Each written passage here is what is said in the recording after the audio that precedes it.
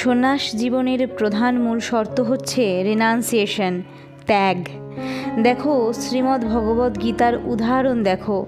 কুরুক্ষেত্র যুদ্ধের সূচনাকালে শ্রীকৃষ্ণ এবং পার্থ দুজনেই ছিলেন গৃহস্থ, বরং পার্থ মাঝখানে একটু বলার চেষ্টা করেছিলেন, সন্ন্যাসী হয়ে গেলে বেশ হয়, এসব যুদ্ধ করতে হবে না, ভিক্ষচর্যম চরন্তি, ভিক্ষা করে জীবন ধারণ করব। কৃষ্ণ বললেন, না, যদি তোমাকে গৃহী জীবনে সফল হতে হয় তাও তোমাকে কুরুক্ষেত্রের যুদ্ধে অংশগ্রহণ করতেই হবে।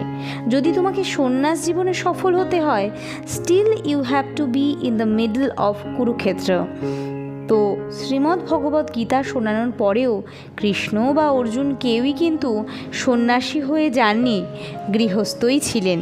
So one doesn't have to be literally a monk, one has to be monk like.